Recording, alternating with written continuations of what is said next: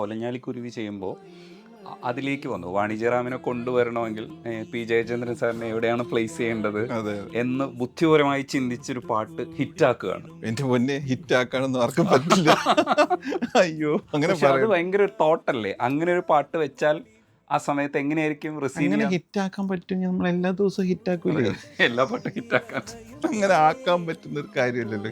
1983 കാലഘട്ടങ്ങളിൽ കേട്ട് മറന്നൊരു പാട്ട് പോലെ തോന്നണം എന്നാണ് നമ്മുടെ ആദ്യത്തെ സംഭവം. അല്ലാണ്ട് ഒരു പുതിയ പാട്ട് 1983 കൊണ്ടുപോയി വെച്ച് കഴിഞ്ഞാൽ ഒട്ടും ശരിയാവില്ല. 1980s കാലഘട്ടങ്ങളിലൊക്കെ നമ്മൾ കേട്ട് മറന്നിട്ടുള്ള സൗണ്ടിങ് 3 ഡിലേ